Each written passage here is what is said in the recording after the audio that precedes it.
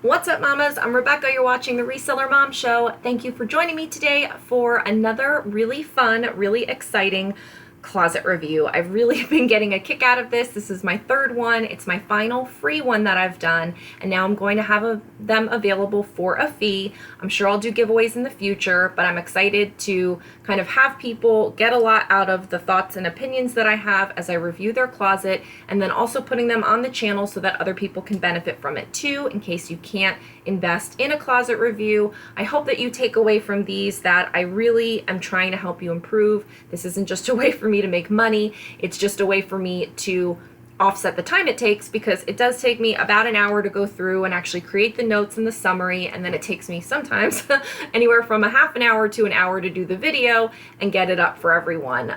So it is a little time consuming for me, but I enjoy it. And so the fee is really just to kind of offset my time. So I'm just going to show you where you can find one, and then I'm going to get into the closet review. So if you don't know already, I do have an Etsy store for the Reseller Mom Show. It's etsy.com/shop/the Reseller Mom Show. And this is all of my resources, all of my tools, everything that I put together for myself that help me and my business. I'm making them available to you. I've got all sorts of things. Check them out when you have a moment. But here is the closet review. I finally got the listing up. So you basically receive a personalized video review as well as the custom review summary. It's $25. Right now I'm running a 20% off sale, so it would be less than that. What is that? Maybe 20 bucks. And so, that's available there. It's going to fluctuate. It's going to change as I try out different pricing and things, but it is there for you to purchase. And I say it would take me about a week to do. I'm just trying to cover my bases. It will probably take me less than a week, but you never know. Anyway, so today we have La Bonita Gabriella's Closet, which is at Christine Stone. And I am super excited to get into this review. First of all, in general, I thought this was a great review with a really good example for other people to look to. I do have comments and critiques and tweaks that she can do, but in general, I think this is a great store. So I'm always following the same format. So starting at the beginning is the closet name field, and hers is La Bonita Gabriella. I don't know if her name is Gabriella. I don't know if her name is Christine. I'm not sure. But whatever your name is, I hope that you enjoy this review and get a lot out of it, as well as everyone else. So my thought here is, if you start your name field with an exclamation point, it can move you higher up in the alphabetical listings of closets. And so that's something that I do in my closet at Mama Boutique. And so I have this area with exclamation point, and so it puts me up higher when you go to a list of closets when people are just doing like mass follows, and that gets me more followers, and I think it's worth it to do that. So that's my thought there. For your banner, I think it looks good. There's, no examples that I have or no comments that I have for it. I mean, you could always put it down a little bit so you could see Posh Ambassador completely, but honestly, I'm not tech savvy. I don't know how to do that. You may not either. We get the idea. What I did think was that you may want to add your shipping time or the number of items you've sold in your banner instead of Shop With Me, because Shop With Me doesn't really do anything for the buyer, to give them confidence, to let them know about your store, to let them know that you're a professional, that you take this seriously, that you're paying attention to your closet, just to Shop With Me. So Posh Ambassador I think is great, but you may want to put 300 items sold or 1,000 items sold or whatever you have, or you may want to put ships same next day, something there instead of Shop With Me that offers them some value to know about your closet. So give them a reason to buy from you. For the avatar, it's your beautiful wedding picture, very nice. So I love that you have yourself in the picture. It shows that, they're buying from a person. So I think that's a pretty general comment and thought for people that have their pictures. Now, I did notice for your link that a lot of people put like their Instagram link or they don't have anything. You have a link tree. And so I think that's great, because that allows them to see that you have other ways to work with you, or other ways to contact you, or other stores available without doing too much to push that, because obviously we know Poshmark wants you to stay on Poshmark. So I think having that link available until they ever make any more rules or requirements regarding like that, I think that's great, because it does give them another option to shop with you if they so choose. So I think a link tree is great for that. For the all-time number of listings, you had, Maybe you deleted some because I have in my notes 1605, but then here it says 1598. So perhaps you deleted some old things. But it's a great number of listings, so I think that's good. Obviously, if you want to increase your number of listings, you want to be listing per day on average how much you're looking to sell. That doesn't mean that it's going to work out that way, but I think it's a good starting point. So if I want to sell per day, I need to be listing at least 10. What did I just say? If I want to sell 10 per day, I need to at least list 10 per day, as just a general rule of thumb. Again, it doesn't mean it's going to exactly work that way, but it just gives you a number to start with. I don't usually pay attention to the total number of listings, but at least for me, looking at your closet for the first time, it gives me an idea of kind of where you're at in your journey. So I think, you're good there. As far as shares go, you had about 20,000 community shares, and those are great. Obviously, you want to make self-shares a priority. I think 20,000 is an okay number. Hopefully, you're not spending too much time on it, but that you do include it in your routine because I do think it does help with exposure. For followers, you're at 48,500 followers to following 31,500. That's fine. Obviously, if you have free time and just want to chill while you're watching TV, go ahead and follow new poshers. I think that's the most bang for your buck for following new poshers. I do have a video which I included in your summary that shows how I increase my followers. And all the tips and tricks I've used over the last few years to get more followers. If you're interested in that, if you're not interested in proactively trying to get followers, that's fine too. You're going to get them automatically by listing and sharing, etc. So I think that's fine. As far as last active under the about, again, I did this before and now I'm recording. So right now you were last active 10 hours ago, which means last night. I'm recording this in the morning. So that's fine. You want to just make sure that you're active multiple times to at least one time daily to give your buyers confidence. As far as your ship time, it's 1 day, so that's fantastic. It just lets your buyers know that you're shipping quickly, and this is your public way of saying it. As I said, I think it would be nice to put it in your banner if you could. So going back to your listings, and I scrolled through the entire closet. I did not see any closet signs, and I've mentioned this in prior reviews, and I'm a big proponent of this. I think everyone should have a closet sign at the beginning that's a bookmark for your closet. It doesn't have to say a lot, it doesn't have to be a picture, it can be text. You can make it very easily with Over or Typorama. Those are apps, and I may be making some more resources available in my Etsy store for things like this for people that are not tech savvy or don't want to deal with that. But I think you should make a bookmark sign.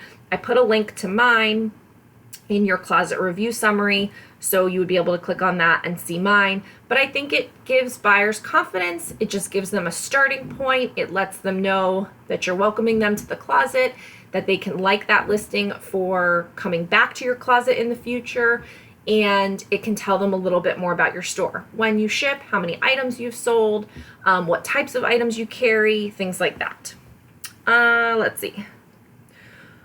Product mix, brand, and size. So you've got a great array of brands. You've got like medium to high end, and then the lower end in women's, in men's, in kids, and you even have some home items, which I thought was great, and having a nice wide range of items. So that's good. I think you have a great amount of Christmas items up. I saw a bunch of kids' Christmas things, so that's great because those are up already. So you probably have already had them up, so you do it early like I do, which I love.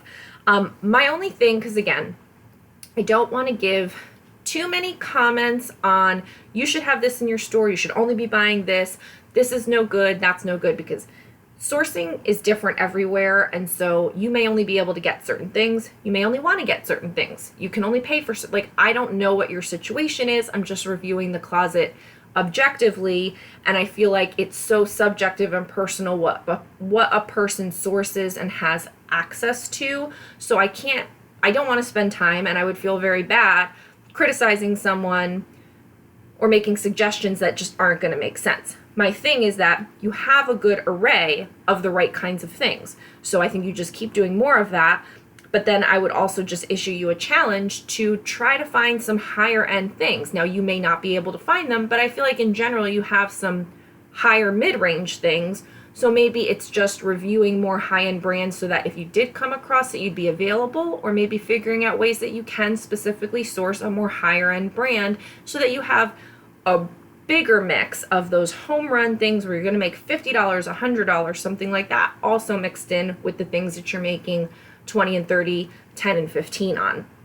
So, I mean, I'm trying to be mindful that everybody's situation is different, but I also want to be able to issue you some way to improve and stretch yourself, because that's what I do with myself. Like, sometimes I stretch myself to find lower end things and see how many I can get of them and get a lot of quick short-term stuff. Sometimes I challenge myself to find the higher end things and see what home run items I can get. Like when I find a Burberry dress at the bins and sell it for $200. That doesn't happen every day, but it balances out. So again, I do have a link to my What Sold Fast videos, so that way you can check out some brands that you may or may not be familiar with. Widening your size offerings. I noticed mostly smaller sizes, so I think if you tried adding some plus sizes in, that might be a good way to expand your closet a little bit more if you have an interest in that, or if you're able to find them. So that's something that I did notice and would encourage you to try out. As far as product mix and item type and style, I think you have a good selection of styles and all occasions. Like, I saw the brands and styles that were casual. I saw things that were career. I saw some athleisure. I saw some juniors. I saw, I saw a little bit of everything. So I'm just gonna scroll through so that everybody can see it. But, you have bras, you have shorts, you have home, you have rompers, you have dresses, you have jeans, you have a little bit of everything, just like I do. So I think that's fantastic. And I think it's a good array of items. So keep doing that if that's what you want to do. I'm almost starting to think of certain things that I can pare down on myself.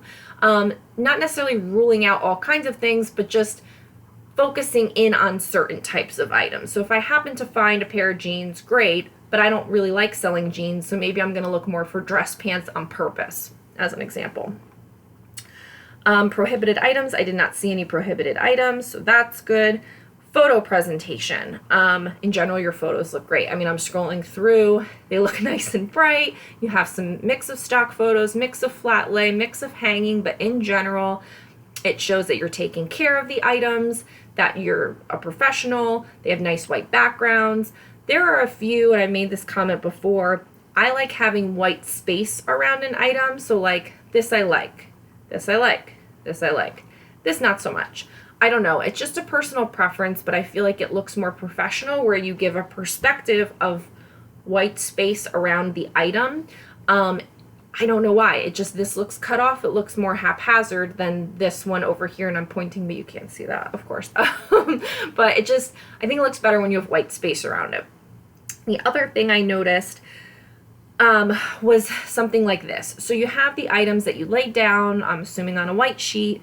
There's a couple that are hanging in front of a sheet. You can see the wrinkles. These aren't my favorite. Probably these are, items that you started out with and they're just still in your closet. Because in general, all your photos are so fantastic, I think that having these couple of items that look like this just detract from it. Because I feel like everything looks so great. And then you see these and you're like, oh. So it could, again, just be another personal preference, but you may want to just either remove these altogether or sell them off very cheaply in like a 3 for $20 or 5 for $25 just to get rid of them, or just remove them, or maybe not listen to me at all and just do what you want to do. But I just think that I've been doing it long enough where most of my very beginning ones are gone from one way or the other, where I removed them or I sold them. So I don't have to worry about my very early photos, but there are things about my system that has changed, or just some photos that my photographer took that I don't like. And so I'm always constantly trying to review to see how can I get rid of those so that it doesn't detract from all of the good photos that I have when someone's just scrolling through your closet. Because every time they scroll, they're getting data in their head that adds to an opinion of your closet. May not affect their buying decision for some people, but it may affect the buying decision for other people. So I think that being mindful of what your closet overall impression is important. And I think that these, while there's nothing wrong with them, take away from all the other good that you have. So that's my thought on that. I don't want to forget anything. Yep, and so that was the costume, but the photos are nice and bright. So really good job, and that just leads into the lighting. I think your photos are nice and bright and amazing. So great job on that. You're taking a good amount of photos per item. You're showing the proper features. You're showing the front, the back, the details, and the tags. So I love that. I don't know. Let's see if I can find an example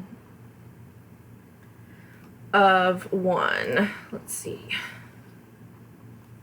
Yes. So how cool are you? I saw this a while ago and I haven't done anything with it, and good for you for doing it. I would love to know more about this. So it's either an app or a website, I'm not sure. Size.ly, and you can, I guess you're entering in the info. I don't know how any of it works. I haven't looked into it, but basically you have your measurements here showing on the garment, but not actually on the garment. So you're not doing the measuring tape across the actual item, which I'm not a fan of, but you're not having to type them into your listing. So I'm not sure if this is more work, if this is extra work, if you feel like this helps buyers visualize more or what, but I want to look into it because I'm intrigued by it. So I think this is great, and you've got your measurements in there, and I just think that's so cool. So for people that don't know about this, check it out. I'm going to check it out. Let's see. Okay, so pricing, let's go back. Pricing overall is good. Like most people, like myself, I think it's a little high on some of the basics. You've got some Gap, you've got some St. John's Bay, you've just got some things that if you want to sell it, that's fine, but let's call a spade a spade. You're not going to get $20 for a St. John's Bay top. I mean, you might, but I would not price a St. John's Bay top at $20. I don't pick up St. John's Bay. I'm not judging you. I'm just saying that I think $20 is high for that. And I don't know if I'm going to find it or not. I might have it over here.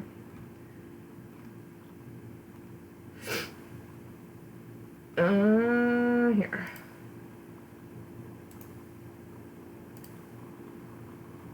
Sorry, I should have had that open. So it's a really pretty top. I mean, there's nothing wrong with it. I have no problem that you want to sell it. I just think that, you know, there are more popular, more desirable, more higher end brands that are being sold for $20, and you have this up for $20. On top of it, it's petite. So there's that. So as far as just a sourcing decision and a pricing decision, I'm not in line with this, and so I just bring it up as an example of like a larger pricing strategy for you. It's something you may want to think about. Again, I don't judge people on pricing. I'm just bringing up things that you may want to think about, or things that are different than from what I do, just to give you my opinion.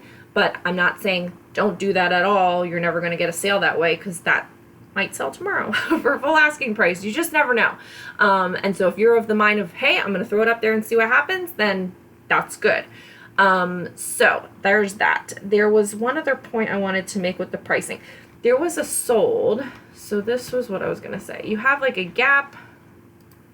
Do I have that one in here? No.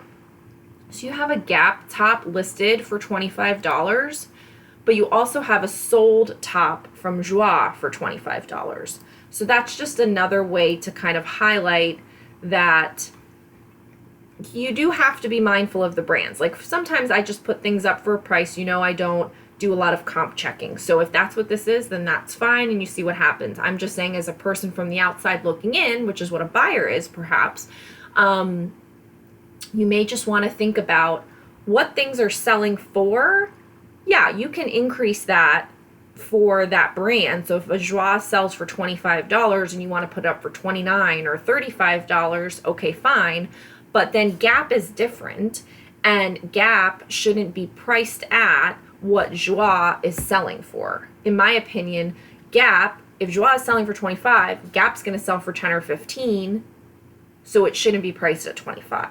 That's my point. It's not a specific criticism of what you're doing. Do what you have to do. No judgments. It's just raising the issue of, is that something that you may want to think about for everyone? And I'm guilty of it too. So I know I need to go back and change a lot of prices in my own store, but while I'm looking at it, I figured I'd mention it. So titles, I thought overall your titles are good, are strong. You've got lots of good keywords. I think they're in a good order. They make sense. They're nice and full. You don't put the size in there. I do. It's not a big deal. I think the reason I do it is because of eBay. And so my VA just puts everything together, but I think they look actually nice and clean without putting the size in there. So I think your titles are great. I think your descriptions are good overall, but you could add some additional keywords that are searchable so you can attract additional buyers. So just pick up an example.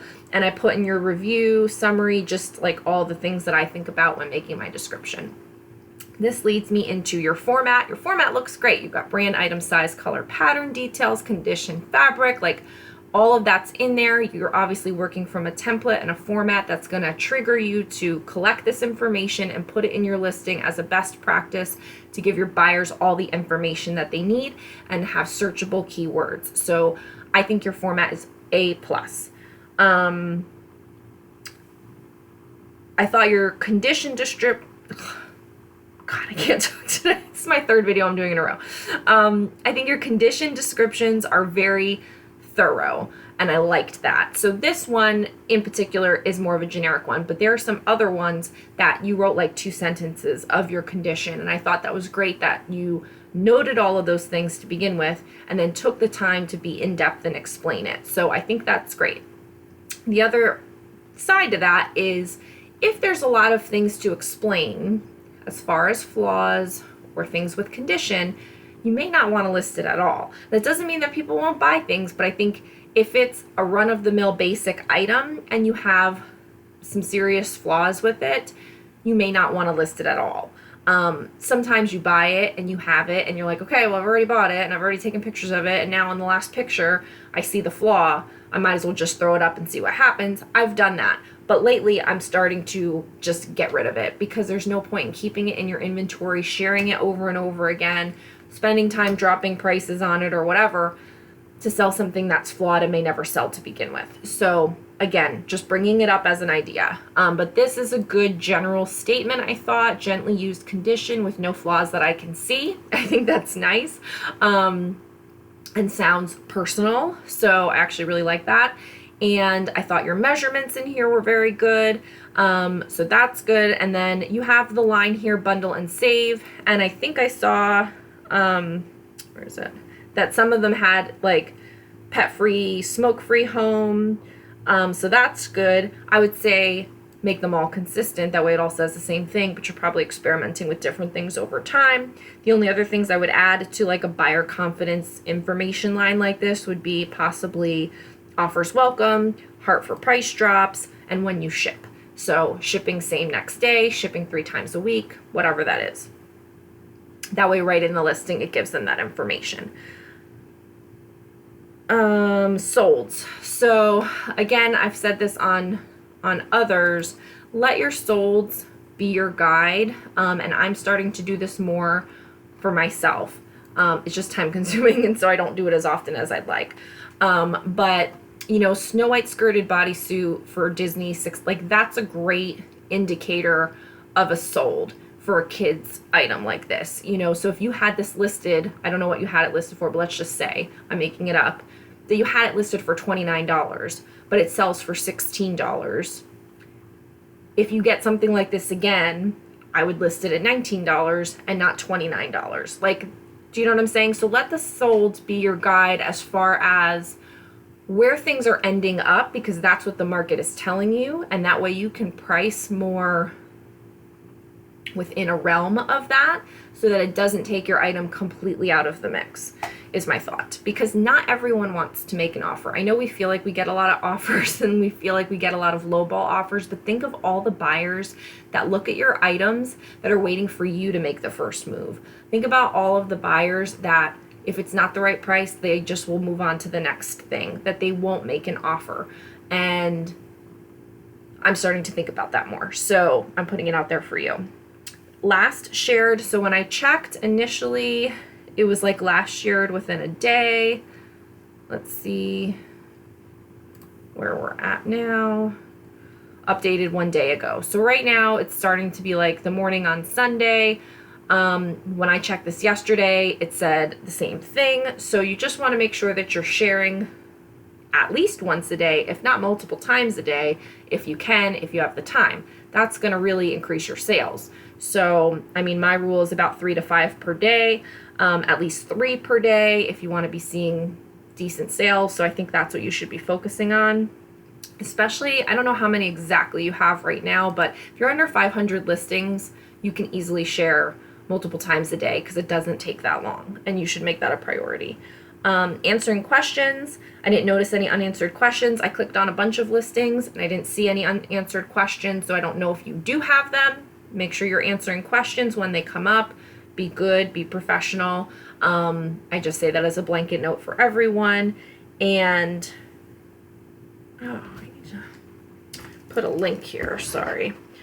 Bundle discount. I'm sorry I say a lot. Bundle discount. So your description says bundle and save. And I get that. If they bundle, they can make an offer, or you can make an offer. But usually when people say bundle and save, it's kind of indicating that they have a bundle discount on. And so when you bundle, you're automatically going to save a certain amount of money because of the bundle discount that gets automatically applied. But I've clicked on a couple of listings and I didn't see any bundle discount. Let's see now. Maybe there's like an issue. Yeah, I didn't see a bundle discount. So I don't know if that's just an error, but you should put a bundle discount on. There are some people that don't on purpose, and if that's what you're doing, then that's fine. I just think when I read bundle and save, that means that I'm going to make a bundle and there's going to be a discount there, and it implies automatically to me. So, especially because so many closets do utilize an automatic bundle. I do 20% off of 2 items. You can do whatever you want, 10%, 5%, whatever. But I think because you put this, you should have a bundle discount on. And again, some people don't want to make an offer. So final impressions, I think that overall your closet is in fantastic shape. Like in general, of the 3 that I've done, and I'm not ranking anyone, I just think I have less comments for you as far as what your closet looks like than I've had for others. So to me, that means that you're doing the right things. So that is good. Your photos are nice and bright. The items look well taken care of. That's all great. You should spend a small amount of time on improving some of the little things that I've mentioned, but I don't think you should go crazy and spend a lot of time. You may want to consider revising some prices. I think that would be worthwhile. You're doing a lot of things right. I think if you've asked for this closet review because you're not getting the sales that you want, I think it's not because of what you're doing in your closet. I think it's about your selling strategies and like the work that you're putting in to selling. Because just because you take really nice photos and have a nice item doesn't mean it's going to sell if you don't also put the work into selling. And so I think sharing more frequently, doing a basic bundle discount right off the bat will probably help with that. But I also think that your highest priority should be proactive selling, sending offers to likers, making bundle discounts, making bundles for people, sharing more often, listing more items, like all of those things where you're putting it out into the universe, into the world, into your buyer's hands to snag up a deal. You should do more of that. And I'm not saying that you don't. I don't know, because this is just a closet review, so I don't know all of what you are putting into it, but I feel like it's not because your closet doesn't look good. You know what I mean? So if you've asked for this because you don't have the sales that you want, I think it's a selling thing and not so much a closet thing. And that's another reason why I was excited for your closet review and sharing this on the channel, because for some people, they think it's something wrong with their closet, and it's not always that. Sometimes you're just not selling hard enough. And so even if you sell really hard, it could be something's wrong with your closet. So, I mean, those are 2 separate things. If you don't have the right stuff, you could send offers to likers all day long and you still won't get any sales. So I think it's good for people to realize, where are your strengths and where are your weaknesses? Your weaknesses are not in your closet. Your weaknesses, perhaps, I don't know, are in your selling strategies. So that's something to think about. And I do have a video on making sales happen and tips for how to make more sales with things that you can do proactively. So I would encourage you and others to check that out. That's everything I have on this. I feel like now that I've done 3 closet reviews, I'm getting really into like a format of how I'm looking at it. Not that I'm saying the same thing to the same people, because everybody's closet is different and I am treating them very different. And I'm trying to offer each person their own personalized, custom ways that I think, again, my opinion, can help them move forward.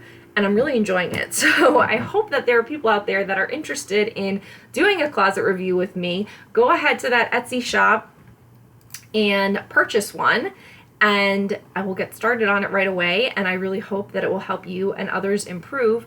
Go ahead and leave me a comment below if you have some feedback on this, because I definitely want to get better. So if you think that there's something I said or something I did that was weird or not nice or too aggressive or not aggressive enough, let me know. I want your feedback. I would really appreciate it. And like this video on your way out, and be sure to subscribe for more Reseller Mom content. Have a great day. Thank you. Bye-bye.